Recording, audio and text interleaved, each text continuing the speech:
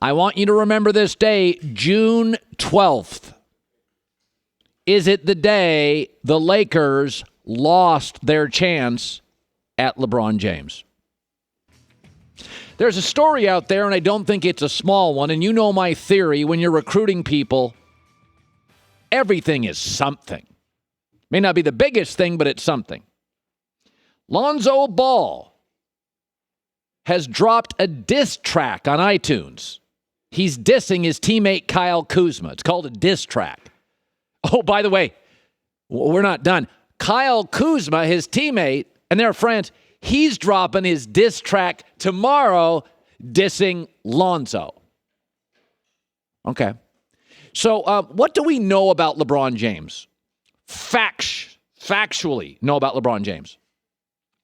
He's not really into playing with young players. He could have played with Andrew Wiggins. He said, no, I'll take Kevin Love. We know that. LeBron's history is he wants grown-ups.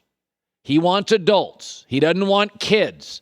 His legacy is about winning titles. Kids don't win titles. We also know that LeBron James just punched a wall, may have broken his hand in the finals because one of his teammates still can't grow up, J.R. Smith. And Lonzo and Kyle Kuzma, kids, kid and play. We got a diss track battle in Los Angeles. Oh, I'm sure Magic Johnson just loves this story. I am recruiting the biggest player in the world who has a history of not really wanting to join kids. They're not mature enough. I just had a finals where a veteran player who's always been on the flaky, immature side pissed me off so much I broke my hand. And the story today is Lonzo and Kyle Kuzma. They're having a diss track battle. Let me put up the places that are recruiting LeBron. Boston, the brilliant Danny Ainge, the mature Brad Stevens. San Antonio, legendary Popovich, R.C. Buford. Houston, MIT grad, Daryl Morey, veterans, James Harden. Chris Paul, veterans, Trevor Ariza. And the Lakers have a couple of young guys releasing a diss track. Oh, how adorable. How cute. I'm sure Magic Johnson's just overjoyed with all this. By the way, that's not the end of it. No, Lonzo and LaVar released a music video this weekend. I wish I was making it up. Oh, that's not good. Yeah, June 12th, the day the Lakers lost out on LeBron. A month ago, Magic Johnson, who probably got word the diss tracks and the video were being made, planted a story with the LA Times. And that story was, hey, LeBron, heads up, we're willing to trade all these pieces. I thought it was an interesting story. Jason Whitlock on Speak for Yourself said, Colin, here's what Magic was really saying without saying it. The story should have been Lakers want to trade Lonzo Ball. They want out of the Ball business. The Ball's family running their mouth about LiAngelo being on this team. Lakers are ready to wash their hands, and I don't blame them. The story has been told on LaVar. It went up and it's exploded. It's the Hindenburg, it's the Titanic, it's everything. And Magic wants off that boat. Yep, and if he didn't, I think he does today. Diss tracks?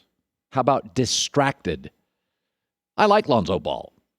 He had a very enigmatic rookie season, though. He's sort of passive, kind of nonverbal, physically hurt a lot, and can't shoot. And I mean free throws, can't shoot. And now diss track battles with Kyle Kuzma, who's releasing his tomorrow, and music videos. With a player in LeBron James who doesn't love playing with young kids and was just burned by an immature teammate, J.R. Smith. And Magic Johnson and the Lakers are going toe-to-toe with grown-ups. Danny Ainge, Greg Popovich, Daryl Morey, Chris Paul, James Harden, Al Horford, LaMarcus Aldridge, grown-ups.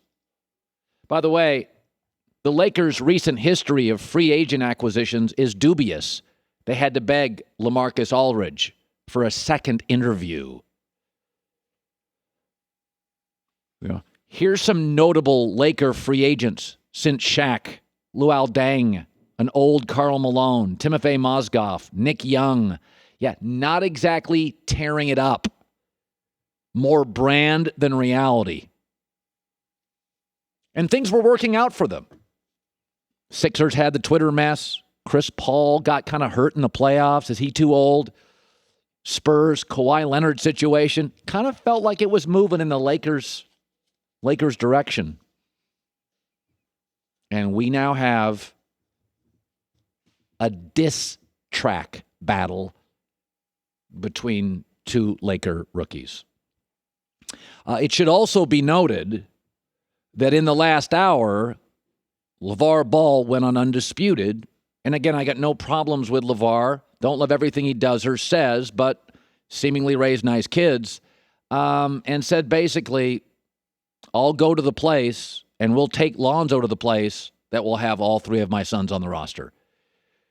And I'm sure Magic Johnson is sitting down this second with Rob Pelinka, Jeannie Buss, and sorting it and unpacking all of it. I just want you to remember this day, June 12th. One of two things I believe happened today. LeBron decides not to come to L.A., or Magic Johnson decides, I'm getting out of the Lonzo Ball business. We have Lonzo, his father, actually scheduled for about an hour and a half to 2 hours from now. If you've not heard the story, Lonzo Ball released a diss track this morning, dissing his good friend Kyle Kuzma. Kyle Kuzma's releasing to iTunes his diss track tomorrow. I think LeBron looks at that and thinks, what am I dealing with? 15-year-olds? Diss tracks? All right, whatever. Generationally, I'm not going to listen to that, but it doesn't bother me in terms of quality. That's probably pretty good. What bothers me is how it is viewed. Is it viewed by LeBron as, dude, you can't shoot yet. What are you doing? I can go to Houston with veterans, San Antonio with veterans, Celtics with veterans, talk to the Warriors veterans. Diss tracks? Because here's the way I look at the rookie class. If you look at the NBA rookie class right now, I don't even think these are arguable. We have two absolute stars, 6'8" Jason Tatum, 6'10" Ben Simmons.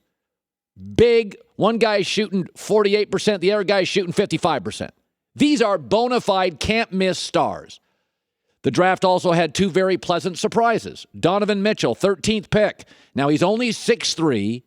He's a smaller athlete, and he doesn't shoot particularly well. 43% overall. Terrible on threes. And Kyle Kuzma, kind of the steal of the draft. We have two potential busts. Markelle Fultz in Philadelphia, a shooter who can't shoot. And Jonathan Isaac, who only played in about 25 games. Really, really, really tall, athletic, but unskilled. And then we have Lonzo. And Lonzo was the biggest mystery and still is the biggest enigma. Now, I like him. I think he has really unique vision. And I think he's a good kid, and I like him, but not real athletic, couldn't stay healthy, can't really shoot, even free throws, and kind of passive. It would be one thing if he was in that absolute star category or a pleasant surprise category, but I think Lonzo is absolutely, right now, a mystery.